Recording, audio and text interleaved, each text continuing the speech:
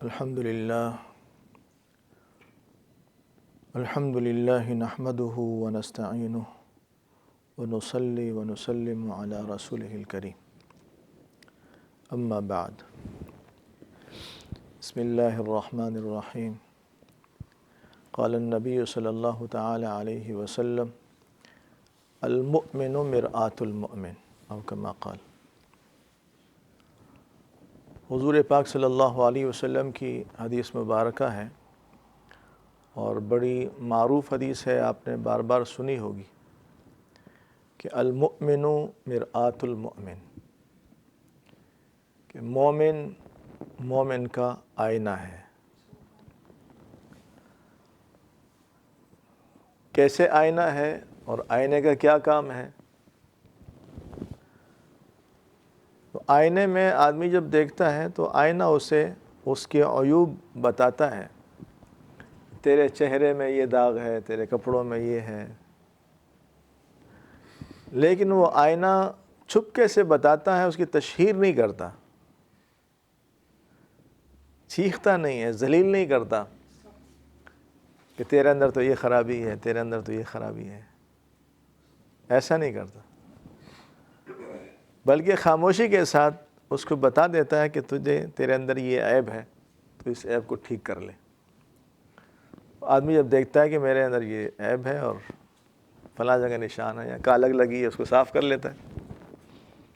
کپڑے پہ کوئی داغ لگا ہے جو آئینے میں نظر آ گیا تو اس کو صاف کر لیا۔ تو ایسے ایک مسلمان، ایک ایمان والا دوسرے ایمان والے کے لیے اصلاح کا ذریعہ اور سبب ہے، پیار کے ساتھ، محبت کے ساتھ، ہمدردی کے ساتھ۔ جب آپ کسی کو ہمدردی سے کوئی بات کہیں گے اور اس کی کمی اس کو بتائیں گے ہمدردی کے ساتھ، تو اس کو بری نہیں لگے گی اور وہ اس کی اصلاح کی بھی کوشش کرے گا۔ اور اگر آپ اس کو ذلیل کرنے کے انداز میں بتائیں گے تو پھر اس کی اصلاح نہیں ہو سکے گی، بلکہ وہ اور اس گناہ پر جم جائے گا، مضبوط ہو جائے گا۔ تو آئینے کی طرح جیسے آئینہ بتاتا ہے اور اس کی تشہیر نہیں کرتا، اس کو ذلیل نہیں کرتا، تو ایسے ہر مسلمان کو دوسرے مسلمان کے عیوب ختم کرنے کے لیے یہ انداز اختیار کرنا چاہیے۔ تو یہ کچھ معاشرتی لائن کی بہت ساری چیزیں ہماری شریعت نے بتائی ہیں کہ ہمیں اپنے معاشرے کی اصلاح کیسے کرنی ہے، ہمیں معاشرے میں کیسے رہنا ہے، اور ایک دوسرے کی رسپیکٹ کیسے کرنی ہے، ہم نے کیسے ہر آدمی کو عزت دینی ہے اور ہر آدمی کو عزت کی نگاہ سے دیکھنا ہے۔ اگر اس کے اندر کوئی عیب ہے، عیب سے تو کوئی آدمی پاک نہیں۔ پیغمبروں کی ہستیاں ہیں جن کے اندر عیوب نہیں ہوا کرتے، فرشتے ہیں جن کے متعلق فرمایا کہ لا یعصون اللہ ما امرہم، کہ وہ اللہ کے حکم کے خلاف نہیں کرتے، لیکن انسان ہو اور اس کے اندر عیوب نہ ہو، یہ نہیں ہو سکتا۔ اس کے اندر کمیاں تو ہوں گی، لیکن ان کے ساتھ ان کمیوں کے ہوتے ہوئے کس طریقے سے رہنا ہے اور کیا معاملہ کرنا ہے، تو یہ معاشرتی چیزیں بھی ہماری شریعت نے بتائی ہیں کہ آپ نے اصلاح تو کرنی ہے، لیکن آئینے کی طرح اصلاح کرنی ہے کہ وہ پریشان بھی نہ ہو، وہ ذلیل بھی نہ ہو، اور اس کی اصلاح بھی ہو جائے۔ اس لیے قرآن میں بھی اللہ تعالیٰ نے فرمایا کہ یا ایھا الذین آمنوا لا یسخر قوم من قوم عسیٰ ان یکونوا خیرا منہم، کہ دیکھو ایک دوسرے کا تمسخر بھی نہ کیا کرو، مذاق بھی نہ اڑایا کرو۔ کہ معاشرہ ٹوٹتا کیسے ہے، تعلقات خراب کیسے ہوتے ہیں۔ بعض اوقات نوجوانوں میں خاص طور پر یار دوستوں میں بے تکلفیاں ہوتی ہیں اور بہت زیادہ وہ تمسخر میں اور مذاق میں آگے چلے جاتے ہیں، اور ہم نے خود بہت سارے ایسے واقعات سنے ہیں کہ وہ مذاق میں ایک بات شروع ہوئی اور اس میں پھر لڑائی ہو گئی اور بات قتل و قتال تک پہنچ گئی اور قتلیں اس میں ہو گئی، بہت سارے لوگ، بات مذاق سے ہوئی تھی، لیکن وہ مذاق بے مذاق تھا، وہ کسی کو ذلیل کرنے والا مذاق تھا، کسی کو پریشان کرنے والا مذاق تھا۔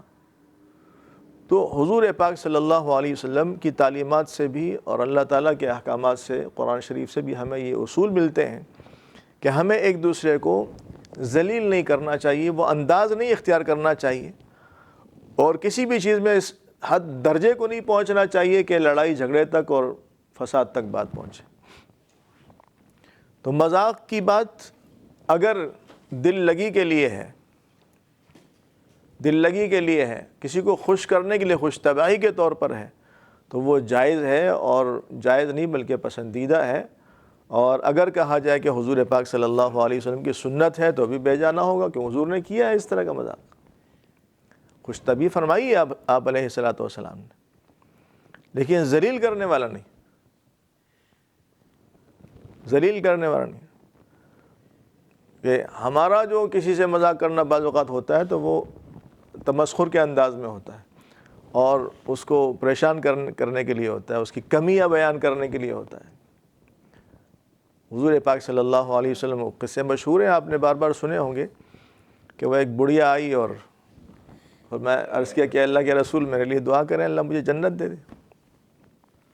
حضور نے فرمایا جنت میں تو بوڑھیا نہیں جائے گی، بوڑھے جنت میں نہیں جائیں گے۔ تو وہ پریشان ہو گئی، رونے لگ گئی کہ اللہ کے رسول کیا ہوا بھائی؟ پہلے آپ نے فرما دیا کہ بوڑھے جنت میں نہیں جائیں گے، تو میں تو جنت میں نہیں جا سکتی پھر۔ اس پر حضور نے مسکراتے ہوئے فرمایا کہ بوڑھے نہیں جائیں گے، جوانوں کے جائیں گے، بڑھاپے کی حالت میں نہیں جائیں گے۔ تو وہ اس طرح کا یعنی خوش طبعی ہوتی تھی کہ وہ جھوٹ بھی نہ ہو اور خوش طبعی بھی ہو جائے۔ ایک صحابی آئے کہنے لگے اللہ کے رسول صلی اللہ علیہ وسلم مجھے اونٹ چاہیے، سفر کے لیے پریشانی ہوتی ہے تو مجھے سواری کے لیے اونٹ چاہیے، آپ مجھے ایک اونٹ عطا فرما دیں۔ تو حضور نے فرمایا صلی اللہ علیہ وسلم کہ ہم تو آپ کو اونٹ کا بچہ دیں گے سواری کے لیے۔ اب وہ پریشان کہہ رہے ہیں کہ اللہ کے رسول میں اونٹ کے بچے کا کیا کروں گا، میں نے تو سواری کے لیے چاہیے مجھے، اب اونٹ کا بچہ ہوگا تو سواری میں کیسے کروں گا اس پہ؟ تو اس پر حضور نے فرمایا اس کا مفہوم یہ ہے کہ ہر اونٹ کا بچہ ہی ہوتا ہے، تو جو بھی اونٹ آپ کو دیں گے تو کسی اونٹ کا یا اونٹنی کا بچہ ہی ہوگا۔ تو اس طرح کا تمسخر فرماتے تھے۔ اور وہ مشہور ہے علی رضی اللہ عنہ کا بھی کہ کھجور کھا رہے تھے تو حضور کھجور کھاتے وہ گٹلی اس کے سامنے رکھ دیتے، تو کافی کھجوریں جا رہے، وہ خود جو اپنی کھا رہے تھے تو ان کی بھی گٹلیاں وہاں جمع ہو رہی تھی، حضور جو کھا رہے تھے وہ بھی وہاں جمع ہو رہی تھی۔ تو میں فرمایا کہ علی تو نے بہت ساری کھجوریں کھا لی، یہ سب سے زیادہ کھا لی، اتنی ساری گٹلیاں رکھی ہوئی تیرے سامنے۔ انہوں نے بھی مذاق میں کہا کہ اللہ کے رسول آپ نے تو گٹلیوں سمیت کھا لی، کہ آپ کے سامنے تو گٹلیاں ہی نہیں ہیں۔ تو اس طرح کا مذاق ہوتا تھا خوش طبعی کے طور پر۔ بازار میں ایک دفعہ حضور صلی اللہ علیہ وسلم تشریف لے گئے تو ایک صحابی غالباً حضرت زاہد رضی اللہ عنہ کا نام، تو وہ کھڑے تھے، پیچھے سے حضور آئے، ان کی آنکھیں بند کر لی ہاتھ سے، اور آواز لگانے لگے بھئی اس غلام کو بیچنا ہے، کوئی خریدنے والا ہے۔ تو اس نے آواز پہچان لی حضور کی، تو وہ اور بھی زیادہ خوش ہو گیا کہ چلو کچھ دیر اور حضور پکڑے رکھے۔ وہ محبت تھی آپس میں۔ اور پھر کہنے لگے کہ اللہ کے یا رسول اللہ یہ جو غلام ہے یہ کوئی خریدے گا نہیں، بیکار آدمی ہے، جو اپنے جیسے اپنی آدمی کرتا ہے کہ یہ آپ سے کوئی خریدے گا نہیں، اس کی کوئی قیمت نہیں ہے اس کی۔ تو اس پر حضور نے فرمایا کہ نہیں زاہد، تو اپنے آپ کو تو بے قیمت سمجھتا ہے لیکن اللہ کے یہاں تیری بڑی قیمت ہے، اللہ کے یہاں تو بڑا قیمتی ہے۔ تو خوش طبعی کے لیے مذاق حضور پاک صلی اللہ علیہ وسلم نے کیا ہے، لیکن اس طرح کا تمسخر، اس طرح کا مذاق جس میں حقارت ہو، ہم جو مذاق کرتے ہیں اصل میں اس میں بنیادی چیز یہ ہوتی ہے کہ ہم دوسرے کو اپنے سے کم تر سمجھ رہے ہوتے ہیں، اور کم تر سمجھ کر اور اپنے کو بہتر سمجھ کر مذاق کر رہے ہوتے ہیں۔ مثال کے طور پر ایک آدمی غریب ہے، ہم مالدار ہیں، تو بعض اوقات اس کا مذاق کر رہے ہوتے ہیں۔ ایک آدمی شکل و صورت میں اتنا خوبصورت نہیں ہے اور ہم خوبصورت ہیں، تو ہم اس کا مذاق اڑا رہے ہوتے ہیں۔ ایک آدمی جسامت کے لحاظ سے کمزور ہے، پتلا دبلا ہے، قد و کاٹ میں چھوٹا ہے، ہم مضبوط ہیں تو ہم اس کا مذاق اڑا رہے ہوتے ہیں۔ ایک آدمی تھوڑا سا ذہنی لحاظ سے کمزور ہے تو ہم اس کا مذاق اڑا رہے ہوتے ہیں، حالانکہ یہ نہیں سوچتے کہ جو اگر وہ اس کی شکل و صورت مجھ سے اچھی نہیں ہے اور مجھے اللہ نے خوبصورتی دی ہے تو یہ تو اللہ نے دی ہے نا، اور یہ اللہ مجھ سے واپس بھی لے سکتا ہے۔ اگر میرے پاس طاقت ہے اس کے پاس نہیں ہے تو یہ طاقت مجھے اللہ نے دی ہے اور اللہ مجھ سے واپس بھی لے سکتا ہے۔ اگر میرے پاس مال ہے اس کے پاس نہیں ہے، وہ غریب ہے، تو یہ میرا مال میرے پاس اللہ کی امانت ہے، مجھ سے اللہ تعالیٰ واپس بھی لے سکتا ہے۔ تو اس کو اپنی ملکیت ہم نہ سمجھے، اپنا کمال نہ سمجھے کہ یہ ہمارا کمال ہے، یہ تو اللہ تعالیٰ کی عطا ہے، اللہ نے دی ہے۔ اور بہت سارے واقعات آپ حضرات کے علم میں ہیں کہ بہت سارے لوگ مالدار تھے، غریب ہو گئے، بڑے خوبصورت تھے، بیماری لگ گئی، خوبصورتی ختم ہو گئی، بڑے طاقتور تھے، بیماریاں لگ گئیں اور جناب وہ کمزور ہو گئے۔ بہت سارے حالات ایسے آتے ہیں انسانوں پر، اس لیے ہم کسی کے ساتھ اس طرح کا تمسخر نہ کریں کہ اس کی حقارت کے لیے ہم تمسخر کریں اور اس کو ہم حقیر سمجھیں اپنے سے، اور اپنے کو ہم اعلیٰ سمجھیں، اور اپنے کو جو تواضع اختیار کرتا ہے اللہ اس کو بلندی دیتے ہیں۔ من تواضع للہ رفعہ اللہ، تواضع اختیار کرتا ہے، عاجزی اختیار کرتا ہے، جتنا بڑا بنتا ہے اتنی عاجزی بڑھتی جاتی ہے۔ بڑے مثال دیتے ہیں کہ جس درخت میں پھل لگتا ہے نا، وہ درخت کی شاخیں جھکی ہوئی ہوتی ہیں۔ جو درخت پھلدار ہوتا ہے اس کی شاخیں جھکی ہوئی ہوتی ہیں، اور جس درخت میں پھل نہ ہونا تو اس کی شاخیں اکڑی ہوئی ہوتی ہیں، ایسے سیدھی۔ تو جو آدمی صفات سے خالی ہو نا تو اکڑا ہوا ہوتا ہے، اور جس کے اندر صفات ہو وہ جھکا ہوا ہوتا ہے، اس کے اندر عاجزی ہوتی ہے، انکساری ہوتی ہے۔ ہمارے بزرگ ہیں، ہمارے علماء ہیں اور اللہ والے ہیں جو گزشتہ دور میں گزرے ہیں، ان کی عاجزیاں، انکساریاں معروف تھیں، اپنے آپ کو کچھ سمجھتے ہی نہیں تھے، اور ہر آدمی کو عزت دیتے تھے، ہر آدمی کے ساتھ عزت کے ساتھ، بڑوں کو ادب کرتے ہی تھے۔ ماں باپ کا احترام نہ کریں یہ تو ہو ہی نہیں سکتا تھا، بڑوں کا ادب نہ کریں یہ تو ہو ہی نہیں سکتا تھا۔ بعض اوقات تو اپنے چھوٹوں کو بھی جو ہے نا اتنی شفقت دیتے تھے کہ وہ بعض اوقات انسان کو شرم آ جاتی ہے کہ بھئی اتنی مجھے عزت دے رہے ہیں۔ تو اللہ تعالیٰ نے ایک اصول بتا دیا کہ اے ایمان والو، یا ایھا الذین آمنوا لا یسخر قوم من قوم، تمہیں کسی کو مناسب نہیں ہے کہ وہ کسی کا مذاق اڑائے۔ اور آگے عجیب بات فرمائی، عسیٰ ان یکونوا خیرا منہم، کہ جس کا تم مذاق اڑا رہے ہو عین ممکن ہے کہ ظاہر کے لحاظ سے تو تم اس کو اپنے سے کم تر سمجھ کے مذاق اڑا رہے ہو، لیکن حقیقت کے لحاظ سے، وہ قلبی اعتبار سے، اندرونی لحاظ سے وہ تم سے کتنا آگے ہے تمہیں کیا خبر؟ کیا خبر ہے تمہیں اس بات کی کہ اس کا اللہ سے کتنا تعلق ہے، اس کا مستقبل کیا ہے؟ اللہ تعالیٰ نے اس کے لیے جنت الفردوس تیار کی ہے، اس کا کوئی عمل ایسا ہے جو اللہ کو پسند ہے۔ بعض اوقات آدمی کسی گناہ کی وجہ سے کسی کو حقیر سمجھ رہا ہوتا ہے، تو یہ بھی اصول یاد رکھیں کہ گناہ کے لیے ہمارے علماء فرماتے ہیں کہ گناہ سے تو نفرت ہونی چاہیے، لیکن گناہ گار سے نفرت نہیں ہونی چاہیے۔ بعض اوقات ہمارے سامنے ایک گناہ ہوتا ہے اس کا، لیکن ہمارے اندر کتنے ایسے گناہ ہیں، کتنے عیوب ہیں جو اللہ کو ناپسند ہیں۔ اس کا ایک عیب ہے جو ظاہر ہے، سب کو نظر آ رہا ہے، ہمارے اندر دسیوں عیب ہیں جو کسی کو نظر نہیں آ رہے۔ ہم اس ایک عیب کی وجہ سے اس کو حقیر سمجھ رہے ہوتے ہیں، بھئی فلاں آدمی نماز نہیں پڑھ رہا، لیکن نماز نہ پڑھنا بہت بڑا جرم ہے، لیکن ہمارے اندر پتہ نہیں کتنے سارے عیوب ہیں کہ ہم جو نماز پڑھ رہے ہیں ہماری نماز قبول بھی ہو رہی ہے کہ نہیں، ہماری نماز قبول بھی ہو رہی ہے کہ نہیں، جو ہم کھا رہے ہیں ہمارے پیٹ میں حلال ہے کہ نہیں کہ عبادت ہماری قبول ہو۔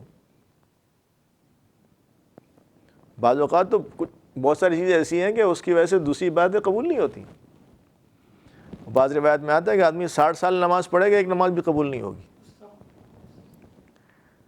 تو کسی ایک عیب کی وجہ سے، کسی ایک گناہ کی وجہ سے ہم اگلے کو اپنے سے کمتر سمجھ کر اس کا مذاق اڑاتے ہیں۔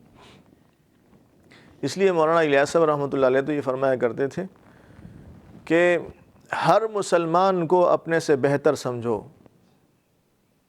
ہر مسلمان کو فی الحال، اور ہر کافر کو بھی حقیر نہ سمجھو فی المآل، مستقبل کے لحاظ سے۔ وجہ بتاتے تھے کہ دیکھو موت تک ہر مسلمان کے لیے کفر کا دروازہ کھلا ہے اور ہر کافر کے لیے اسلام کا دروازہ کھلا ہے۔ خاتمہ کس حال پہ ہوتا ہے اس کسی کو خبر نہیں ہے۔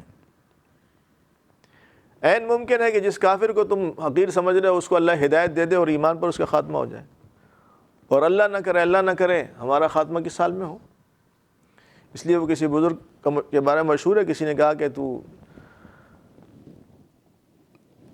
کتا تجھ سے بہتر ہے، اس طرح کو الفاظ کہے، یا کتا بہتر ہے میرا یا تو بہتر ہے۔ تو کسی نے کہا کہ حضرت یہ آپ کے بارے میں ایسی بات کہنا، کہہ رہا ہے تو مجھے بھی نہیں پتا، اگر میرا خاتمہ ایمان پر ہو گیا تو پھر تو میں بہتر ہوں، اور اگر میرا خاتمہ ایمان پر نہ ہو تو پھر اس کا کتا بہتر ہے، تو یہ تو مجھے بھی نہیں پتا۔ تو میرے محترم بھائیوں، ہم اپنے آپ کو بڑا سمجھ کر کسی کا تمسخر کرنا، اس کو منع کیا ہے۔ عین ممکن ہے کہ وہ ہم سے بہتر ہو، ظاہر کے لحاظ سے کمزور ہے، بیمار ہے، غریب ہے، لیکن اللہ سے اس کا کتنا تعلق ہے یہ ہمیں نہیں پتا، اس لیے ہمیں کسی کو کمزور نہیں سمجھنا چاہیے۔ اور پھر فرمایا کہ وَلَا نِسَاءٌ مِّن نِسَاءٍ عَسَىٰ أَن يَكُنَّ خَيْرًا مِّنْهُنَّ، کہ عورتیں بھی ایک دوسرے کو حقیر نہ سمجھیں، اور وہ بھی ایک دوسرے کا مذاق نہ اڑائیں، تمسخر نہ کریں۔ اچھا، مردوں کو بیان کر دیا تو پھر عورتوں کو بیان کرنے کی کیا ضرورت ہے؟ اس میں آ گیا، سب آ گئے اس میں، لیکن عورتوں کو الگ ذکر کیا۔ وہ علماء فرماتے ہیں کہ اس لیے ذکر کیا کہ عورتوں میں غیبت کرنے کا، برائی کرنے کا، اور کسی چھوٹے سے بات پر اپنے آپ کو بڑا سمجھنا اور دوسرے کو حقیر سمجھنے کی عادت ہوتی ہے، زیادہ ہوتی ہے عام طور پر، اس لیے ان کا خصوصی ذکر کیا کہ عورتوں کو بھی ایسا نہیں کرنا چاہیے۔ اور ایک نقطہ علماء یہ بھی بیان فرماتے ہیں کہ دیکھو، مردوں کو منع کیا کہ وہ دوسرے مردوں کا مذاق نہ اڑائیں، تمسخر نہ کریں، عورتوں کو منع کیا کہ عورتوں کا تمسخر نہ کریں، لیکن مرد عورتوں کا تمسخر نہ کریں، عورتیں مردوں کا تمسخر نہ کریں، اس کا تذکرہ نہیں کیا۔ تو اس کی کیا وجہ ہے؟ اس کی وجہ بتاتے ہیں کہ اصل میں اسلام میں جو پردے کا حکم ہے کہ مرد مجلس میں ایک مجلس میں ہوتے ہیں عام طور پر، عورتوں کی مجلسیں الگ ہونی چاہیے، عورتوں کی مجلسیں الگ ہونی چاہیے اور مردوں کی الگ ہونی چاہیے۔ تو عورتوں اور مردوں کی محفلیں ایک ساتھ ہوں ایسا نہیں ہونا چاہیے، اس طرف گویا کہ اشارہ ہے، اس لیے ان کو الگ بیان کیا اور اس کو الگ بیان کیا۔ اور اسی آیت میں آگے فرمایا کہ وَلَا تَلْمِزُوا أَنفُسَكُمْ، ایک دوسرے کو تانے بھی نہ دیا کرو، چھوٹی چھوٹی باتوں پہ تانا دینا کہ آپ ایسے اور آپ ایسے اور آپ نے یہ کیا اور آپ نے یہ کیا، یا کسی کے گناہ کا تانا دینا، آپ یہ کرتے ہیں، آپ یہ کرتے ہیں، مسجد میں تو نظر نہیں آتے آپ سب کے سامنے اس کو، تو ایک دوسرے کو تانا بھی نہ دیا کرو۔ اور یہ بھی بڑا عجیب وہ کیا کہ وَلَا تَلْمِزُوا أَنفُسَكُمْ، حالانکہ عربی کے لحاظ سے دیکھا جائے وَلَا تَلْمِزُوا بَيْنَكُمْ، کہنا چاہیے آپس میں ایک دوسرے کو تانا نہ دیا کرو، لیکن یہ جو الفاظ ہیں اگر اس کا ترجمہ کیا جائے تو لا تلمزوا انفسکم، اپنے آپ کو تانا نہ دیا کرو۔ اپنے آپ کو آدمی کیسے تانا دے گا؟ تو علماء فرماتے ہیں اس میں کہ اصل میں آپ کسی کو تانا دیں گے نا تو وہ بھی آپ کو تانا دے گا، کیونکہ آپ کسی کو گالی دیں گے تو آپ کو بھی تو گالی ملے گی جواب میں، آپ کو دعائیں تو نہیں ملیں گی۔ جب آپ کسی کو تانا دیں گے، آپ کسی کو برا کہیں گے تو وہ بھی آپ کو برا کہے گا، تو گویا کہ کسی کو تانا دینا ایسا ہے جیسے اپنے کو تانا دینا ہے۔ لا تلمزوا انفسکم، ایک دوسرے کو تانا نہ دو۔ اور وَلَا تَنَابَزُوا بِالْأَلْقَابِ، برے القاب سے بھی ایک دوسرے کو نہ پکارو۔ ہر آدمی چاہتا ہے کہ مجھے اچھے نام سے پکارا جائے، تو جو نام جس کو پسند ہے اس نام سے اس کو پکارو، اچھے ناموں سے یاد کرو، ایک دوسرے کو اچھے ناموں سے پکارو۔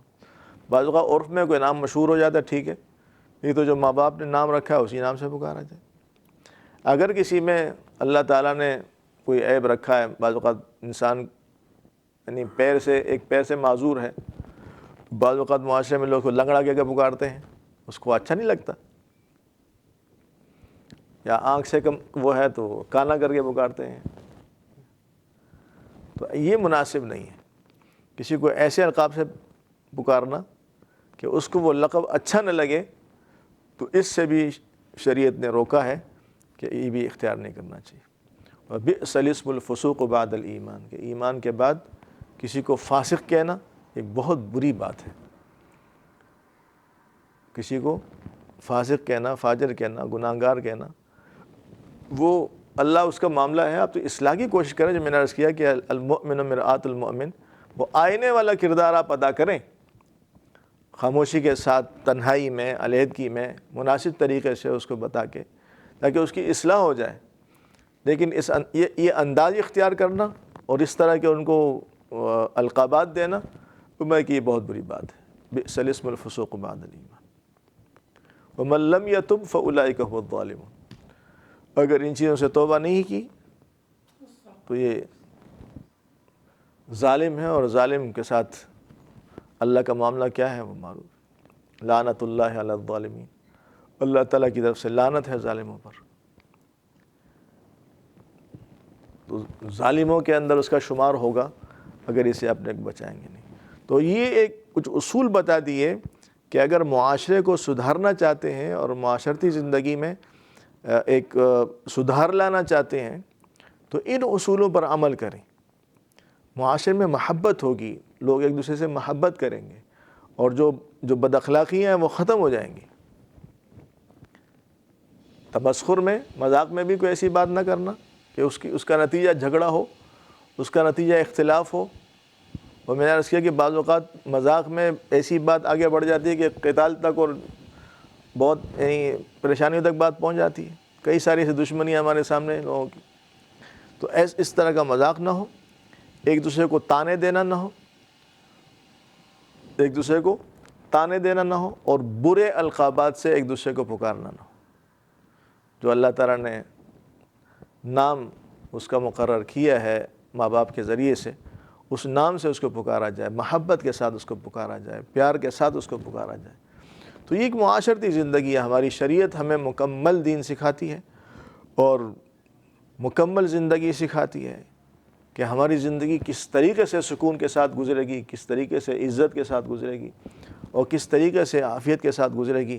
ہر ایک کو اس کے احکامات دے دیے ہیں کہ کس کو کیا کرنا ہے، چھوٹے کو کیسے رہنا ہے، بڑے کو کیسے رہنا ہے، مالداروں کو کیسے رہنا ہے، غریبوں کو کیسے رہنا ہے، اور کوئی اگر ملازم ہے تو اس کو کیسے رہنا ہے، جس کا ملازم ہے تو اس سیٹ کو کیسے رہنا ہے، کوئی اگر بادشاہ ہے تو اس کو کیسے رہنا ہے، اس کے کیا آداب اور اصول ہیں، اور کوئی محکوم ہے تو اس کو کیسے رہنا ہے۔ تو ہر موقع کے لحاظ سے ایسے احکامات دے دیے ہیں کہ اگر اس پر ہم عمل کریں گے انشاءاللہ تو پورا معاشرہ ہمارا سدھار کی طرف جائے گا، اور انشاءاللہ ایک محبت کا معاشرہ بنے گا۔ اللہ تعالیٰ مجھے اور آپ کو سب کو عمل کی توفیق نصیب فرمائے۔ وآخر دعوانا الحمدللہ رب العالمین۔ اللہم صلی علی محمد النبی الامی وعلی آلہ وسلم تسلیما۔ ربنا آتنا فی الدنیا حسنہ وفی الآخرۃ حسنہ وقنا عذاب النار۔ ربنا هب لنا من ازواجنا وذرياتنا قرة اعین وجعلنا للمتقین اماما۔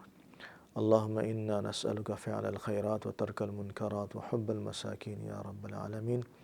اللهم إنا نسألك جنة الفردوس ونعوذ بك من سخطك وغضبك وعقابك والنار۔